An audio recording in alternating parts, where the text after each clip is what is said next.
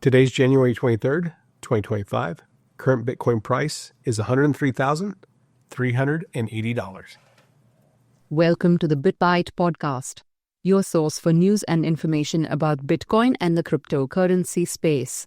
This podcast is meant for educational and entertainment purposes only and is not financial advice.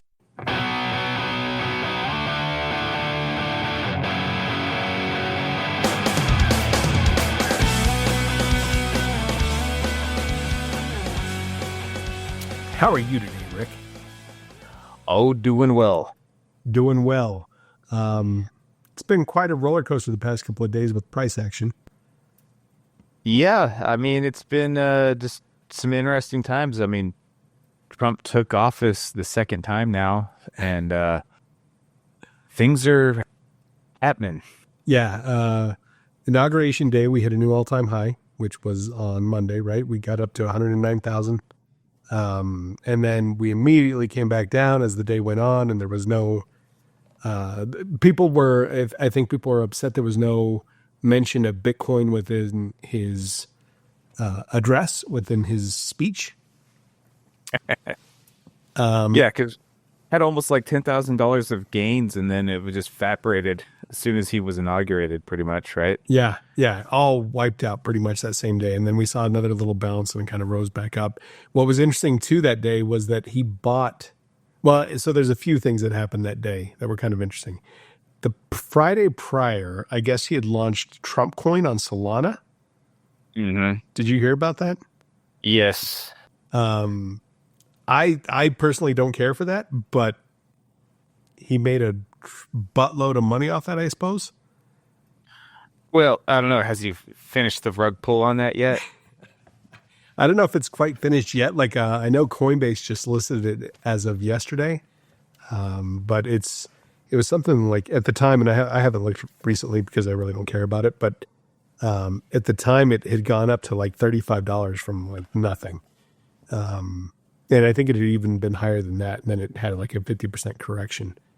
So yeah, that was kind of interesting. And he bought, I think, $47 million worth of wrapped Bitcoin, which was good. Although, I mean, a lot of people are complaining that it wasn't Bitcoin, it was wrapped Bitcoin. So, but it's still a Bitcoin tied asset, right? Yeah.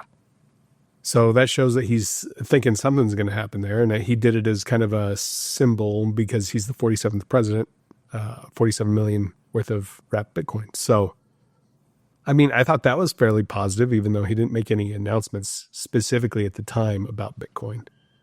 So, I mean, it's kind of been a roller coaster ride the past couple of days. And what are we looking at with our theoreticals right now?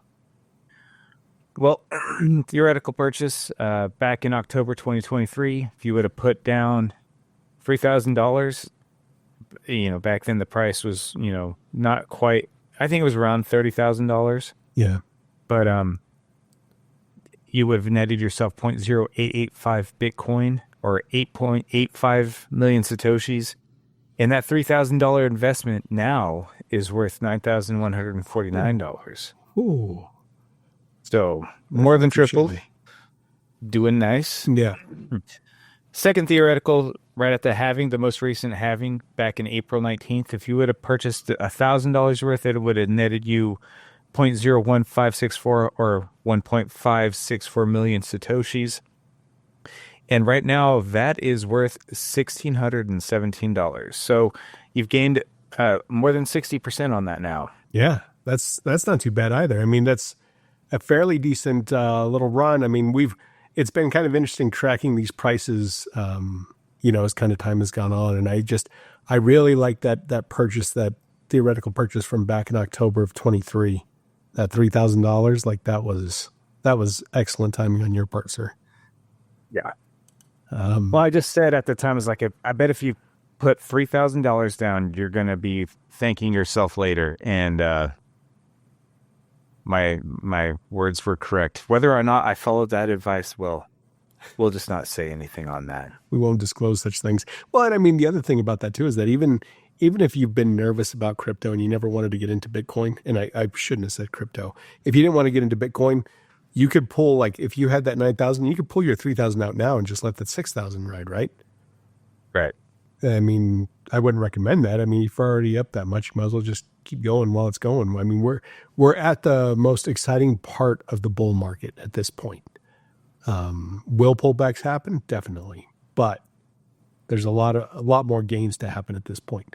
Next thing we're going to look at here is the Bitcoin ETF flows.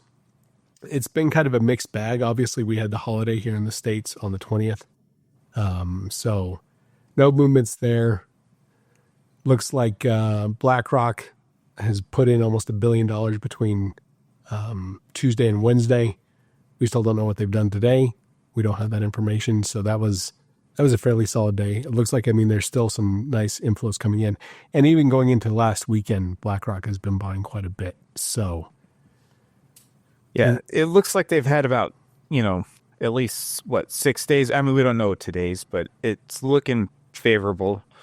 It's 6 days of net inflows. So yeah, that Friday, when you look at Friday's numbers, that's $1 billion that went in. And even Grayscale has kind of, I won't say they stopped bleeding, but they're clotting maybe. They stuck out some wounds. I don't know how you want to put it. Like, it seems like it's slowing down.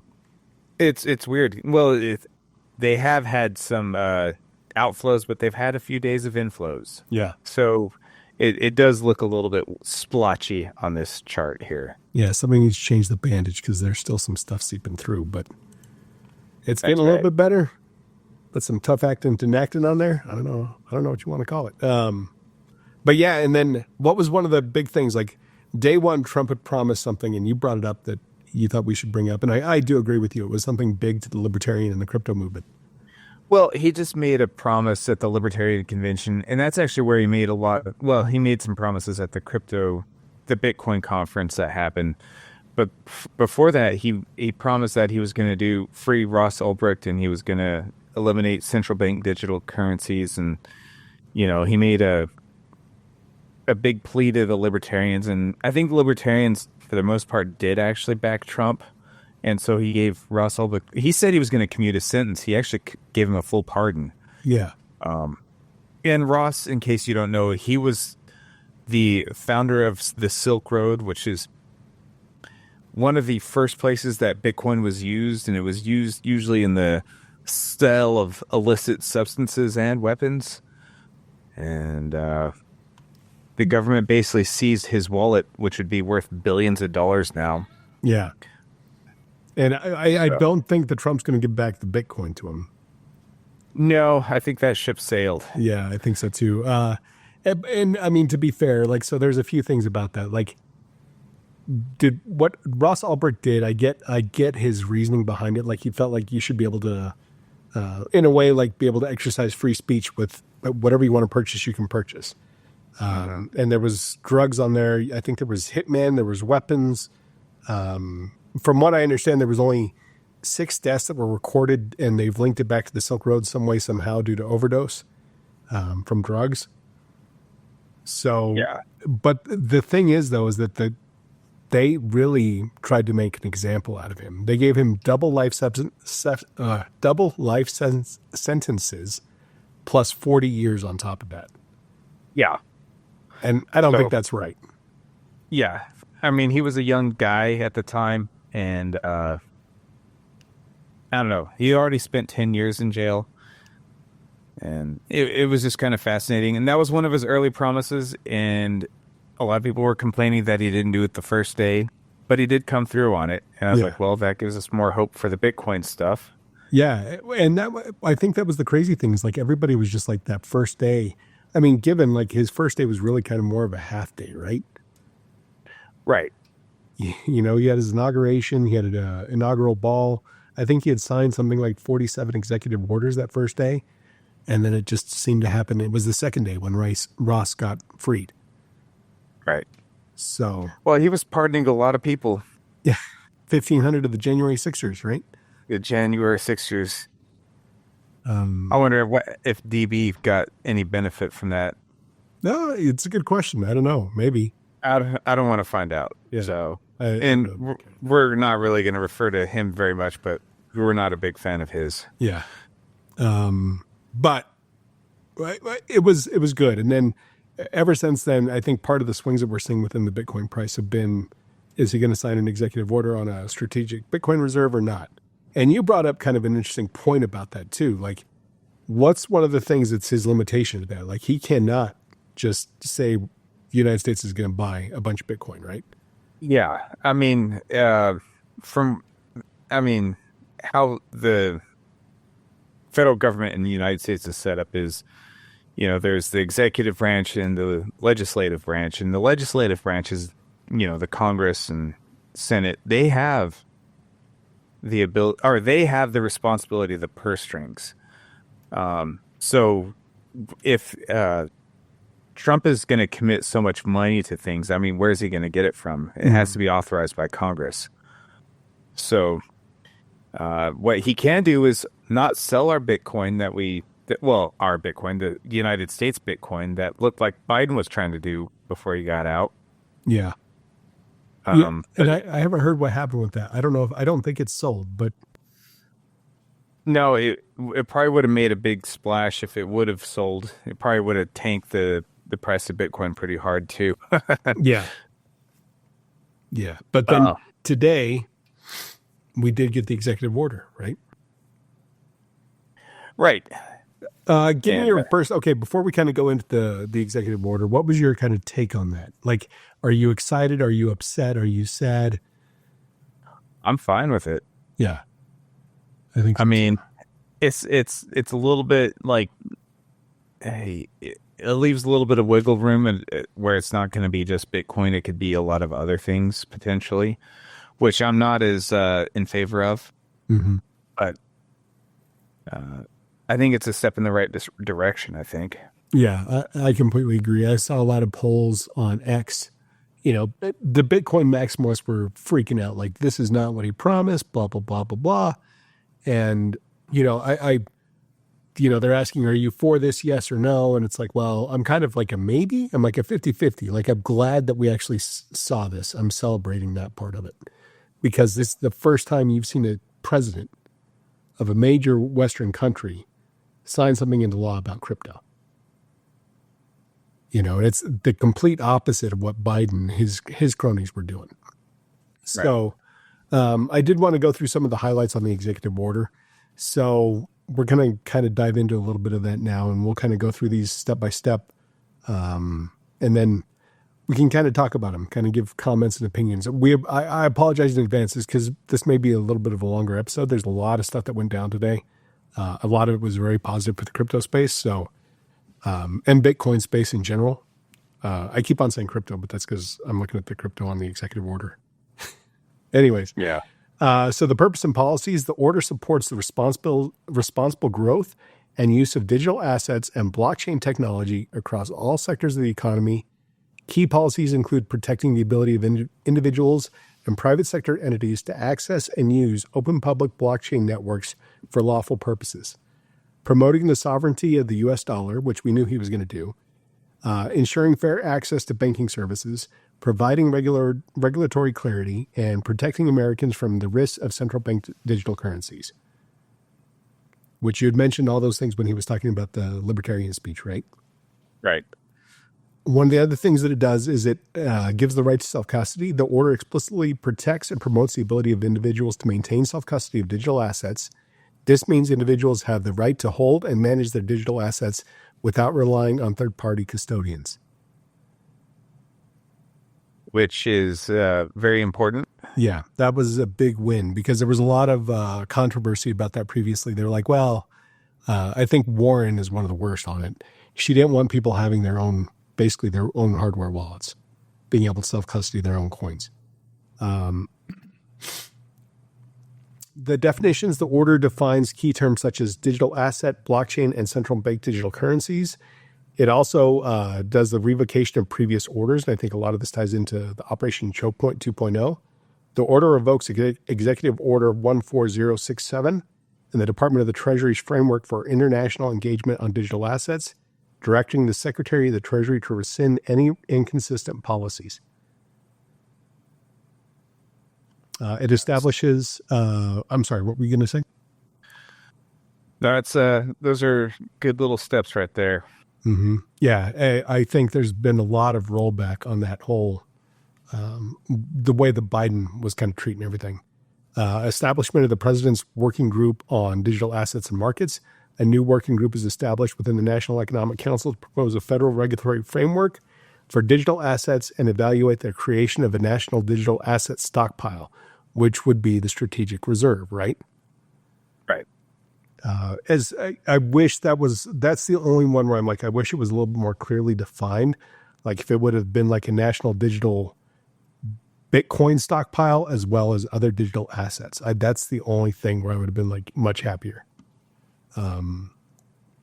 Further, it goes on to prohibit central bank digital currencies. The order prohibits agencies from establishing, issuing, or promoting CBDCs within the United States. And I think it said anybody that was working on anything for a central bank digital currency was immediately to stop all development. Interesting. That's basically, I mean, that's the big takeaways from it. So, I mean, there was nothing in there that was necessarily, I mean, there's a lot in there that was pretty big. But I think the rollback of Biden's policies on his I guess, his hatred for digital assets, I think was kind of good that we kind of see that kind of rolling back.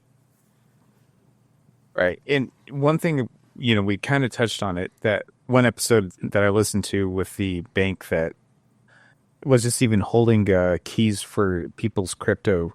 And they were caught up in that Operation Choke Point 2.0. But she was saying that Elizabeth Warren was actually running the financial system in Washington as part of the deal that she cut with Biden for her to endorse him so he could win the Democratic nomination. And it seems to ring true with just how left-wing and kind of oppressive the government was towards crypto, because it basically did reflect her attitude towards crypto, which was very toxic and a whole lot of disdain for crypto and Bitcoin. Yeah. Yeah. And I think one of the other big hurdles that we were kind of like, we talked about it before, I believe on the podcast, and now that kind of actually got rolled back as well. Rolled back today, actually, from the SEC.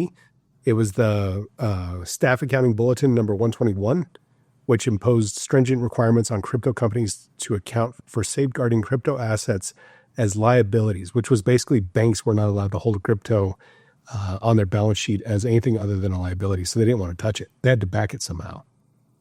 Yeah.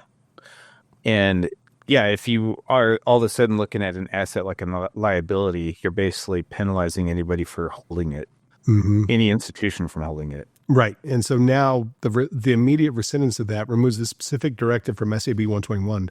Companies are now expected to determine any liabilities related to safeguarding risks under broader accounting standards like the FASB, ASC subtopic 45020 or IAS 37.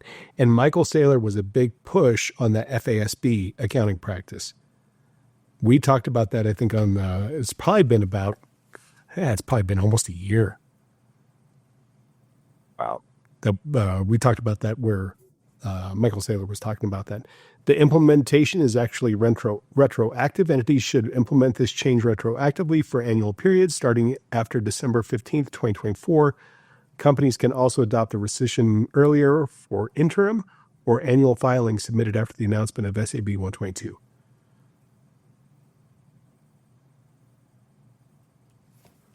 Oh, that just sounds pretty awesome. Yeah. Yeah. So I think that's a huge one for the banking industry. Not that I'm crazy about the banking industry. But part of me, like the greed kicks in, and it's unfortunate. I like the number to go up technology, but, I really want to see this thing kind of win. And I think that's part of the way to do that is that if banks all of a sudden, if they can start buying it and holding it and they can make it a reserve asset and then countries make it a reserve asset, like, I don't know. I get pretty excited. No, that opens up a whole new ball game. I mean, BlackRock and what the the different ETFs, the kind of money that they can bring in and put towards Bitcoin, I think it would be dwarfed by the bankers. Yeah. So that could be a next level thing. And then let alone federal governments and other governments, getting involved. It makes things pretty interesting. Yeah, I completely agree. Well, it doesn't make it interesting. It makes it kind of wets our tongue a little bit. I don't know. It's sometimes, like you said, it makes you greedier, and it's I'm having a difficult time holding myself back on that too. It's like you can't get too greedy with this. I mean, it's a process. Yeah, and I don't think it's going to flip the switch overnight. And one of the things that kind of gives me hope, even though that executive order kind of even though it was crypto, one thing that I do like is that Cynthia Lummis got appointed as chair of the newly established Senate Banking Subcommittee on Digital Assets. And I know she understands Bitcoin. We've talked about her at length a few times on this podcast. Yes. She's the one that actually, she's trying to introduce like strategic Bitcoin bills within the Senate currently. So I think having her as that head is a good thing. I know you had talked about how people were worried that XRP. So here's the crazy thing, right? Like XRP, right? They've got money. They are an organized corporate coin made by Ripple, and they do have lobbyists. So that is a scary thing right there. Well, and the other thing that's kind of interesting is they actually won. They were sued by the SEC and they ended up winning against the SEC. So they have a little bit more regulatory clarity on their place in the world versus other cryptocurrencies. Yeah. Which they won in the court system, which is, I guess it was more difficult for them, but they came out on top. So, they are positioned to enjoy some of those spoils of victory. No, absolutely. And and they paved the way. And we talked about them as well on the podcast where their win, like we needed them to win, even though I may not, and don't get me wrong, I liked XRP and I was an investor for a long time. But XRP is not Bitcoin. Nothing is Bitcoin other than Bitcoin. So no, that's where I'm like, Yep. And I am concerned a little bit that maybe the XRP is going to be the route instead of Bitcoin. I want something totally decentralized. I do too. And I want something that, because XRP can easily become a CBDC. It's a Trojan horse for a CBDC, which would be my concern. It's same here. I was going to say the same thing. They may ban a CBDC, but if they institute it through XRP, where that becomes the main channel, that's really undoing all of the Higgs executive order himself. Yeah. And that's my concern with the whole thing with XRP. Like Solana, I'm still not the craziest fan of. I know, there's some rumors that they're saying it's going to be Solana. The funny thing is there's no mention of Ethereum being that coin that's going to come through. But Solana, we've talked about that before on the podcast as well. Any blockchain that you can turn off and then restart, that disturbs me. Yeah, that tells me it's more centralized than what it should be. So, we'll have to kind of see how that plays out. But then kind of the last thing was that Trump spoke at Davos to the World Economic Forum, because that's going on right now. And I know we've talked about this before as well on the podcast. I think it was when they were doing Davos last year, we talked about how all the hookers for the time that Davos was going on were all booked up for the whole conference. Do you remember that? And the whole week. Yeah. So anyways, I think the big takeaway to that was that any concerns or anything like with a new world order or anything like that, Trump kind of gave him the middle finger to the whole thing. He did put down basically that the United States was going to lead in AI and in crypto, that they were going to be the world superpower in it, energy and infrastructure, deregulation and tax cuts, border security, free speech, law enforcement, DI initiatives, and then International relations, again, Trump went back and said that, the NATO country need to pay at least 5% of their GDP to NATO costs again. So it's funny because I remember I read Klaus Schwab's book, and that was one of his big things was he was just, about this future. And that's where the whole thing, you will own nothing and you will enjoy it or whatever, came from that guy. And so just seeing that kind of was a good thing. Yeah. Made me happy. I don't know. There was a lot. There was a lot that we went through today. And I know it'll take a while to unpack, and we'll have to kind of see how this kind of moves forward. I'm kind of curious. What do you think the market will do tomorrow? Do you think Bitcoin will go up on this news, or do you think it'll go down? It's almost, I think it's more sideways than anything, or potentially negative. I mean, some people were pricing in a strategic reserve in already, and we're not quite getting that. So, yeah, maybe sideways or down. Who knows? I want to see. I'm just kind of looking at this here. What does this look like? Where are we at? If this is a descending triangle.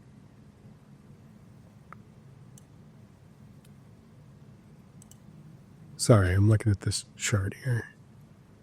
Not exciting for everybody else listening, but I don't know. I would say it looks like we have probably until probably be going into, although it usually doesn't get all the way to the end of the wedge. Whenever something like this happens with Bitcoin's price, we should have a break probably by Monday. We'll know what direction it's going to go.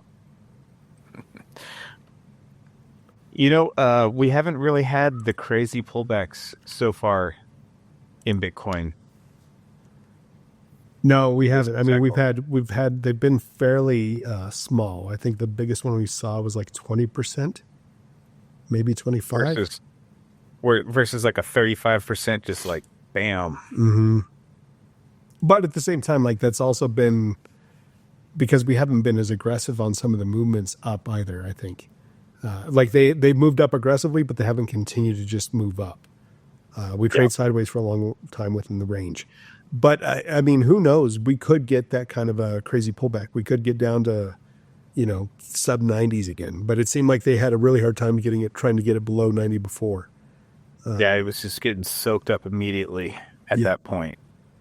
But now that this kind of news is out, and I think we talked about that last episode, was it a buy the rumor, sell the news kind of event? We'll have to see now. And it depends on what other countries do. Right. And all it takes is another big country getting involved, and then everyone's off to the races. And, that might be also partly Trump's idea is to not show his hand too much. Because if you show your hand too early before you can get the money to buy the Bitcoin, you're going to set things off pretty crazy. Yeah, no. And other countries are going to jump in too. So, yeah, I think MicroStrategy bought another $11 billion worth of Bitcoin on Tuesday or something like that. It's Jesus, that guy. I'm telling you, Saylor probably knows something. He knows something. It seems like it. He was at that ball that Trump announced his coin at, and he seemed pretty happy. He was posting some pretty positive stuff.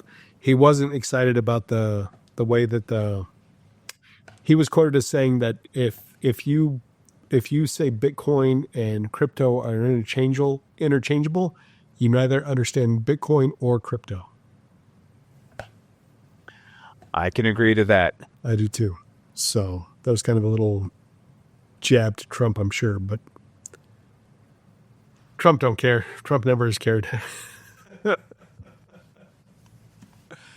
Yeah. That's the superpower. That is the superpower. All right, man. Was there anything else you wanted to bring up today? I think that's it for now. All right. Well, thank you all for listening. And again, if you have decided you're going to go into that self-sovereign holding on to your own Bitcoin, especially now that there's an executive order saying that you can do such, just kind of guaranteeing your rights to that.